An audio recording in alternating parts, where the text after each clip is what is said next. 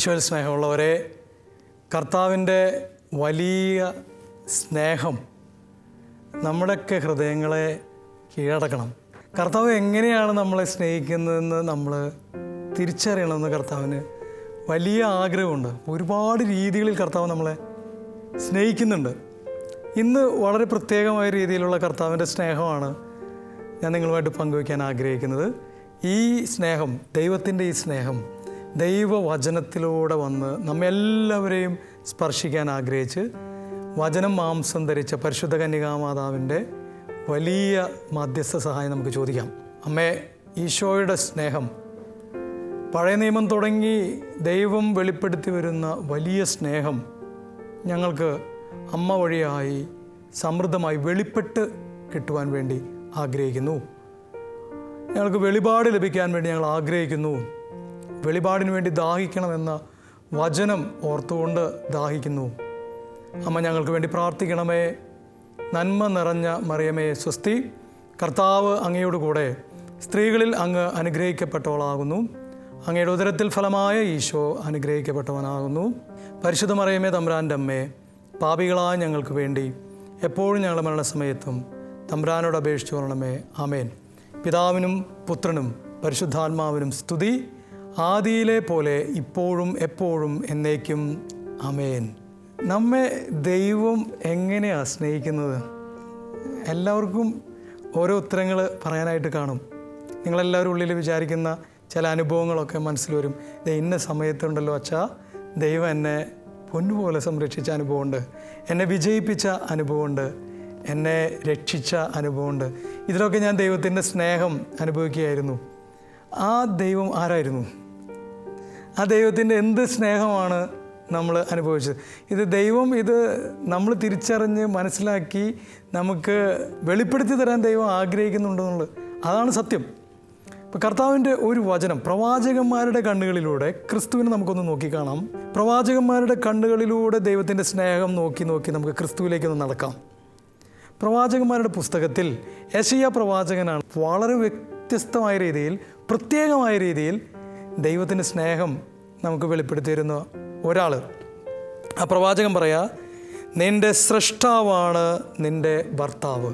കർത്താവിൻ്റെ സ്നേഹം കർത്താവ് വെളിപ്പെടുത്തി തരുന്നത്, കർത്താവ് ഇങ്ങനെ പറഞ്ഞിട്ട്, നിൻ്റെ സൃഷ്ടാവായ ഞാനാണ് നിൻ്റെ ഭർത്താവ്, സൈന്യങ്ങളുടെ കർത്താവ് എന്നാണ് അവിടുത്തെ നാമം, ഇസ്രായേലിൻ്റെ പരിശുദ്ധനാണ് നിൻ്റെ വിമോചകൻ, ഭൂമി മുഴുവൻ്റെയും ദൈവം എന്ന് അവിടുന്ന് വിളിക്കപ്പെടുന്നു. നമ്മൾ സാധാരണ പഴയ നിയമത്തിലേക്ക് നോക്കുകയാണെങ്കിൽ നമ്മൾ ഈ ഒരു ബന്ധം നമുക്ക് കാണാനായിട്ട് സാധിക്കും. പക്ഷേ പലപ്പോഴും ഒരു അവിശ്വസ്തതയുടെ കോണ്ടെക്സ്റ്റിലാണ് ഇത് നമ്മൾ പലപ്പോഴും കാണാറുള്ളത്. ഉദാഹരണമായിട്ട് ഹോസേയുടെ പുസ്തകം എടുത്ത് വായിച്ചാൽ, ഹോസേയ പ്രവാചകൻ്റെ പുസ്തകം എടുത്ത് വായിച്ചാൽ, ഹോസേയ പ്രവാചകനോട് ദൈവം പറയുകയാണ്, ഗോമർ എന്ന് പറയുന്ന ഒരു സ്ത്രീയെ, ഒരു വേശ്യയെ നീ കല്യാണം കഴിക്കുക. അപ്പോൾ കല്യാണം കഴിച്ചു, അവർക്ക് 3 കുഞ്ഞുങ്ങളുണ്ടായി. അതിനുശേഷം മനുഷ്യന് ഗോമറിനെ കാണാനില്ല. ഗോമർ പോയി, എവിടേക്കോ പോയി. ഗോമറിനെ അന്വേഷിച്ച് അദ്ദേഹം നടക്കുകയാണ്. അവസാനം വ്യഭിചാരശാലയുടെ മുമ്പിൽ വരെ അദ്ദേഹം പോയി നിൽക്കേണ്ട അവസ്ഥ ഉണ്ടാവുകയാണ്. എന്തൊരു വേദനയാണ് ഒരു പ്രവാചകന് വ്യഭിചാരശാലയുടെ മുമ്പിൽ പോയി നിന്നിട്ട് ഭാര്യനെ അന്വേഷിക്കുക. ഏതെങ്കിലും ഭർത്താവിന് അത് സഹിക്കാൻ സാധ്യതയുണ്ടോ? ഒരിക്കലും ഇല്ല.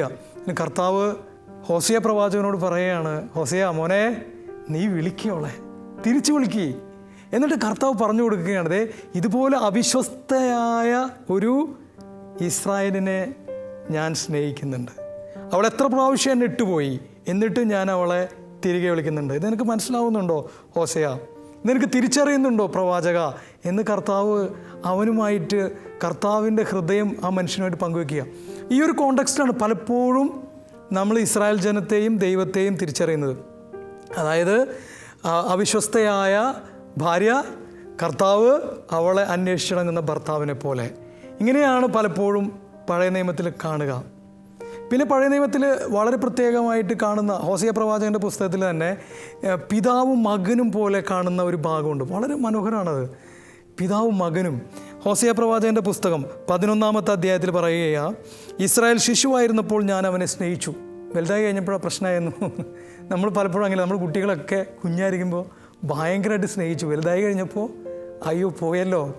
എന്നിട്ട് വചനം പറയുക, ഈജിപ്തിൽ നിന്ന് ഞാൻ എൻ്റെ മകനെ വിളിച്ചു. അപ്പോൾ ദൈവം, എൻ്റെ സഹോദരങ്ങളെ ദൈവം നോക്കി, ഈജിപ്തിൽ നിന്ന് ഞാൻ എൻ്റെ മകനെ വിളിച്ചു. മകൻ എന്ന പോലെയാണ് ദൈവം സ്നേഹിച്ചത്. മകൻ. ഈജിപ്തിൽ നിന്ന് എൻ്റെ മകനെ ഞാൻ വിളിച്ചു. എന്നാൽ ഞാൻ എത്ര വിളിച്ചിട്ടും അവൻ അകന്നു പോവുകയാണ് ചെയ്യുന്നത്. ദൈവത്തിൻ്റെ വേദന. ആ അപ്പനും മകനും ധൂർത്തപുത്രനും മകൻ എന്നുള്ള ആ സങ്കല്പമൊക്കെ എത്രയോ മുമ്പ് ഹോശേയ പ്രവാചകൻ്റെ പുസ്തകത്തിൽ നമ്മൾ കാണുന്നു. എന്നാൽ എൻ്റെ പ്രിയമുള്ള സഹോദരങ്ങളെ, ഈ ഒരു സ്നേഹം ഭാര്യ ഭർത്തൃ ബന്ധം എന്നുള്ള രീതിയിൽ വിശ്വസ്തതയെ സൂചിപ്പിക്കാതെ അതേസമയം വളരെ പ്രത്യേകമായ ഒരു കാര്യത്തെ മാത്രം ശ്രദ്ധ കൊടുത്തുകൊണ്ട് ദൈവം ഒരു കാര്യം നമുക്ക് പറഞ്ഞു തരികയാണ്. സൃഷ്ടാവായ ഞാനാണ് നിൻ്റെ ഭർത്താവ്. ഇതിൽ വിശ്വസ്തത അവിശ്വസ്തത ഒന്നുമില്ല. പക്ഷെ ഒരൊറ്റ കാര്യമുണ്ട്, നിങ്ങൾ ശ്രദ്ധിച്ച് നോക്കണം. എന്താണെന്നറിയാവോ? കർത്താവിൻ്റെ വചനം പറയുന്നത് ഇങ്ങനെയാണ്. ഈ ഭർത്താവാണ് ഞാനെന്ന് പറയുന്നത് ഏതിൻ്റെ കോണ്ടെക്സ്റ്റിലാണെന്നറിയാവോ? വിമോചനത്തിൻ്റെ കോണ്ടെക്സ്റ്റിലാണ്, രക്ഷയുടെ കോണ്ടെക്സ്റ്റിലാണ്, പുതിയ ജെറുസലേമിൻ്റെ കോണ്ടെക്സ്റ്റിലാണ്. ഇതാണ് വളരെ പ്രധാനപ്പെട്ട ഒരു കാര്യം. ഞാൻ നിന്നെ രക്ഷിക്കും. കർത്താവ് എന്തിനാ ഞാൻ നിൻ്റെ ഭർത്താവാണെന്ന് ഇസ്രായേലിനോട് പറയണത്? ഒരൊറ്റ കാര്യമാണ്. കർത്താവ് പറയുക, സൃഷ്ടാവായ ഞാനാണ് നിൻ്റെ ഭർത്താവ് എന്ന് കർത്താവ് പറയുമ്പോൾ കർത്താവിൻ്റെ മനസ്സിലുള്ള ചിന്ത എന്താണെന്നറിയാമോ? ചിന്ത ഇതാണ്, ഞാൻ നിന്നെ രക്ഷിച്ചിരിക്കും. ഹല്ലേലൂയ, യേശുവേ നന്ദി. എന്തൊരു ഭയങ്കരമായിട്ടുള്ളൊരു സ്നേഹം. ഞാൻ നിന്നെ രക്ഷിച്ചിരിക്കും. ഇതിൽ യാതൊരു കോംപ്രമൈസ് ഇല്ല. ഞാൻ നിന്നെ രക്ഷിക്കും. കർത്താവ് എങ്ങനെയാണ് അത് കൊണ്ടുവരുന്നതെന്ന് അറിയാവോ? 10-ാമത്തെ തിരുവചനം, 54-ാമത്തെ അധ്യായം 10-ാമത്തെ തിരുവചനത്തിൽ കർത്താവ് ഒരു ഉടമ്പടി വയ്ക്കുകയാണ്. ഈ ഭാര്യ ഭർത്തൃബന്ധത്തിൻ്റെ ഒരു ഉടമ്പടി കർത്താവ് വയ്ക്കുകയാണ് കേട്ടോ. എന്താ ഉടമ്പടി എന്നറിയാവോ? ഇതാണ്, നിന്നോട് കരുണയുള്ള കർത്താവ് അരുളി ചെയ്യുന്നു, മലകൾ അകന്നു പോയേക്കാം. ഭർത്താവിൻ്റെ സ്നേഹം കർത്താവ് പറയാണ് കേട്ടോ. ഞാൻ ഒരു ഉടമ്പടി വെച്ച് കഴിഞ്ഞു, നിന്നെ ഞാൻ രക്ഷിച്ചിരിക്കും. എന്നാൽ എങ്ങനെയാണ് രക്ഷിക്കാൻ പോകുന്നത്? മലകൾ അകന്നു പോയേക്കാം, എന്ത് വേണമെങ്കിലും സംഭവിച്ചോട്ടെ, കുന്നുകൾ മാറ്റപ്പെട്ടേക്കാം. അത് അങ്ങനെയാണെങ്കിൽ അങ്ങനെ.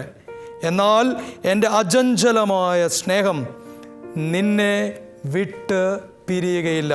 വീണ്ടും എൻ്റെ സമാധാന ഉടമ്പടിക്ക് ഒരു മാറ്റവും ഉണ്ടാവുകയില്ല. ഞാൻ നിന്നെ വിട്ടുപോകില്ല. ഈ ഒരു കോണ്ടെക്സ്റ്റിലാണ് സഹോദരങ്ങളെ കർത്താവ് നമ്മോട് പറയുന്നത്, എൻ്റെ ഭർത്താവാണ് ഞാൻ എന്ന്, നിന്നെ രക്ഷിക്കാനുള്ള നിൻ്റെ ദൈവം.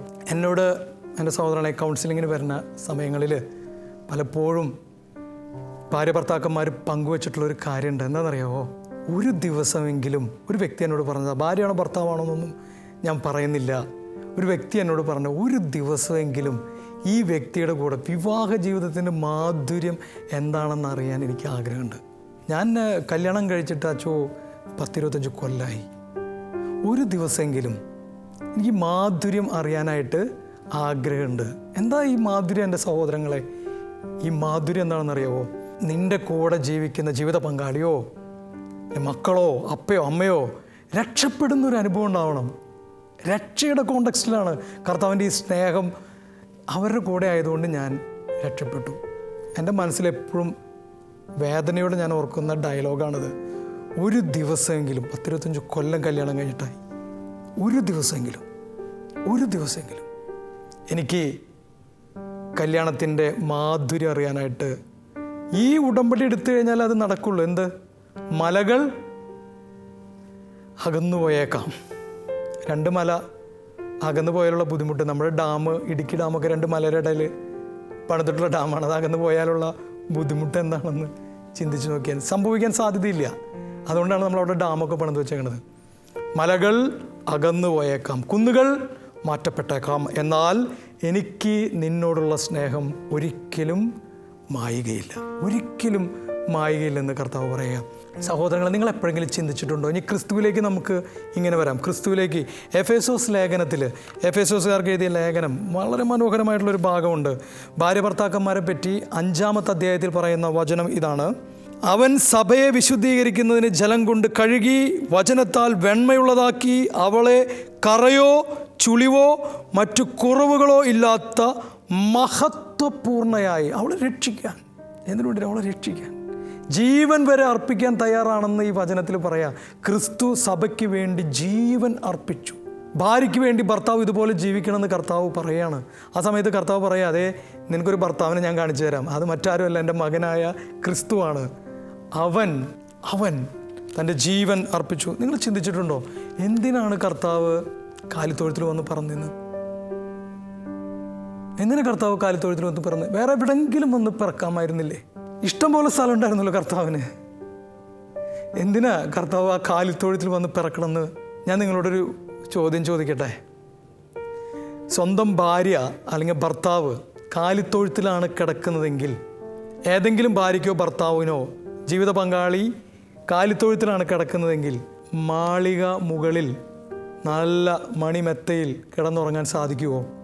അങ്ങനെ ഒരു ഭർത്താവോ ഭാര്യ ഉണ്ടെങ്കിൽ അവരെ ഭർത്താവ് ഭാര്യയായിട്ട് മറ്റേ ആൾ അംഗീകരിക്കുമോ?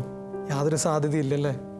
അപ്പം തൻ്റെ മക്കളിൽ ഏറ്റവും താഴേക്കിടയിലുള്ള ആളെ വരെ ഞാൻ സ്നേഹിക്കുന്നുണ്ടടാ.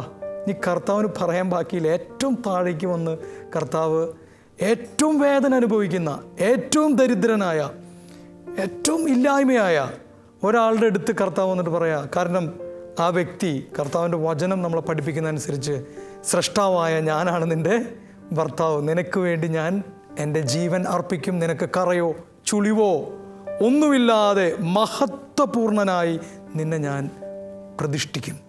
അപ്പോൾ എൻ്റെ സഹോദരങ്ങളെ, ഈശോ അതുകൊണ്ടാണ് കാലിത്തൊഴുത്തിൽ വന്ന് പറഞ്ഞത്, തൻ്റെ പ്രിയപ്പെട്ട ഒരാൾ സാധ്യതയുള്ള, ഏറ്റവും ദാരിദ്ര്യത്തിൽ കിടക്കാൻ സാധ്യതയുള്ള ആളുണ്ടെങ്കിൽ അയാളുടെ കൂടെ കർത്താവായ ക്രിസ്തു ഉണ്ട്.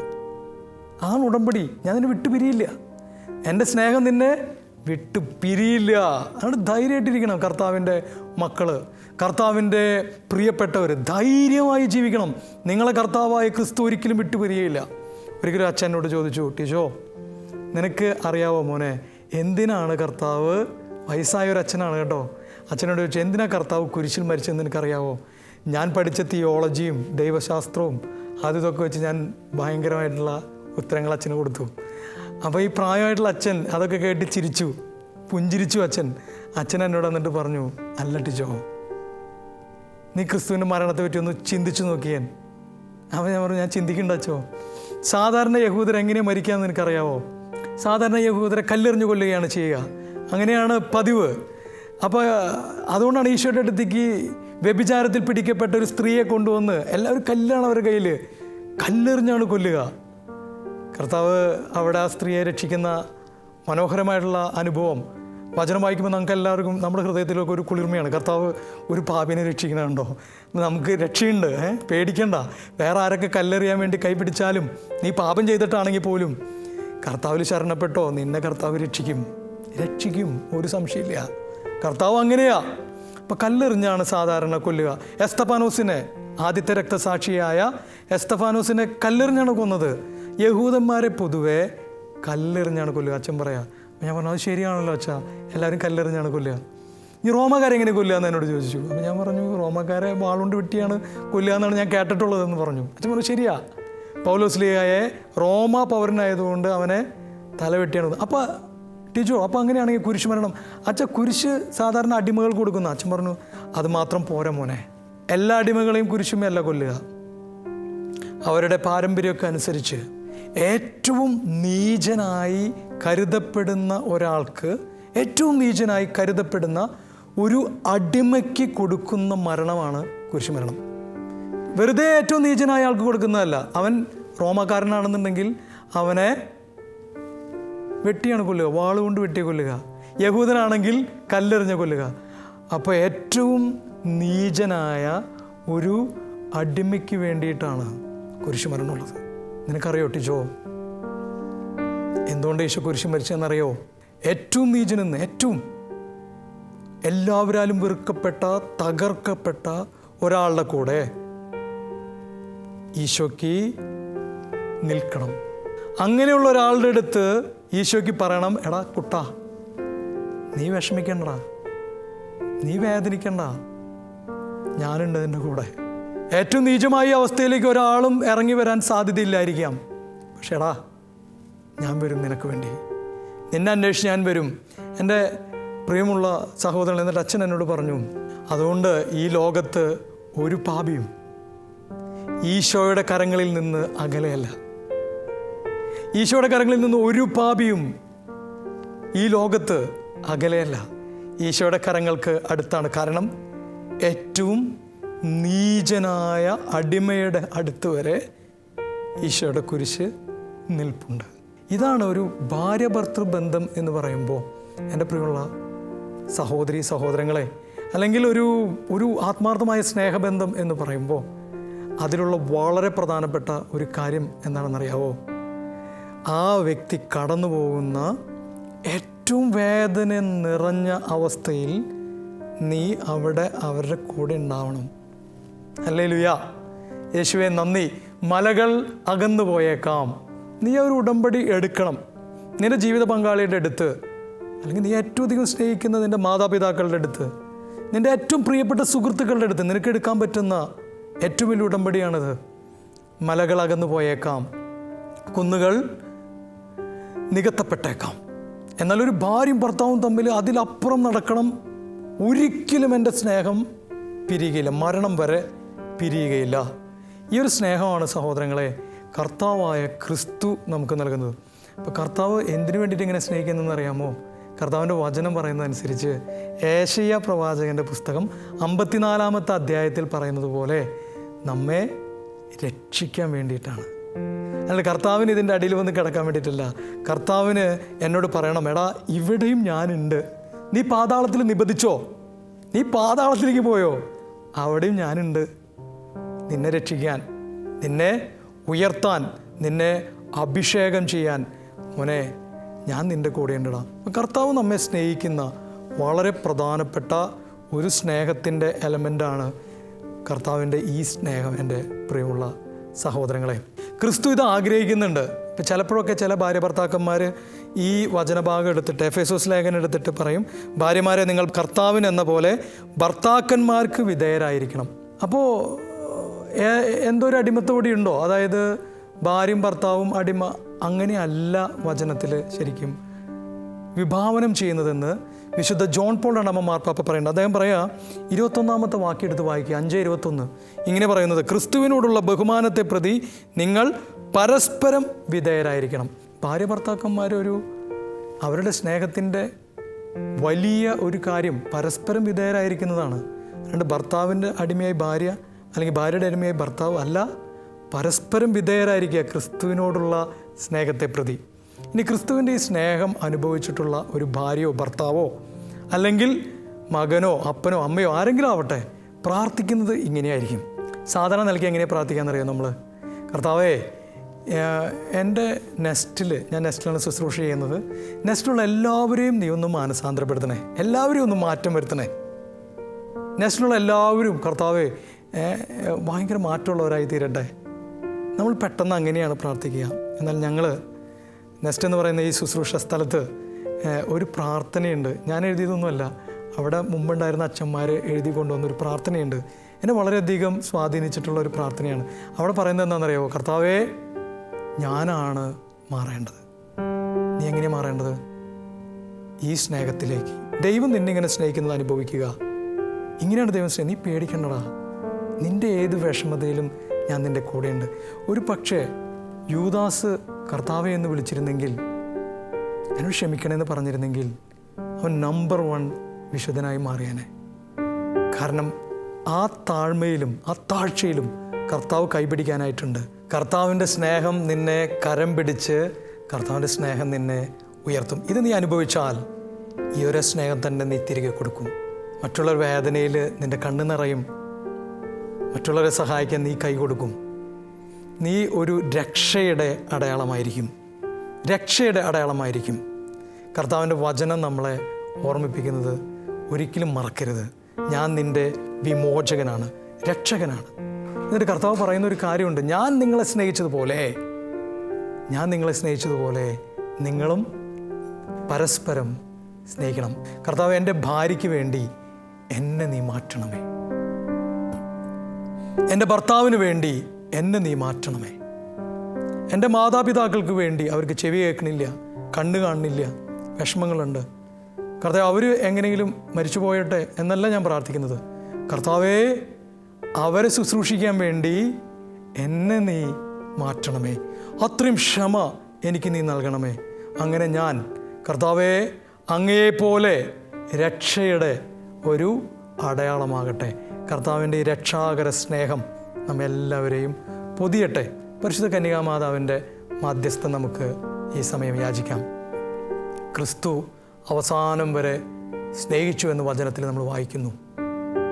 അവസാനം വരെ ജീവിത പങ്കാളിയെയും നമ്മുടെ കുടുംബത്തെയും സ്നേഹിക്കാൻ പരിശുദ്ധ അമ്മയുടെ സഹായം. നന്മ നിറഞ്ഞ മറിയമേ സ്വസ്തി, കർത്താവ് അങ്ങയോടുകൂടെ, സ്ത്രീകളിൽ അങ്ങ് അനുഗ്രഹിക്കപ്പെട്ടവളാകുന്നു. അങ്ങയുടെ ഉദരത്തിൽ ഫലമായ ഈശോ അനുഗ്രഹിക്കപ്പെട്ടവനാകുന്നു. പരിശുദ്ധ മറിയമേ തമ്പുരാൻ്റെ അമ്മേ, പാപികളായ ഞങ്ങൾക്ക് വേണ്ടി ഇപ്പോൾ ഞങ്ങളുടെ മരണസമയത്തും തമ്പുരാനോട് അപേക്ഷിച്ചുകൊള്ളണമേ. പിതാവിൻ്റെയും പുത്രൻ്റെയും പരിശുദ്ധാത്മാവിൻ്റെയും നാമത്തിൽ ആമേൻ.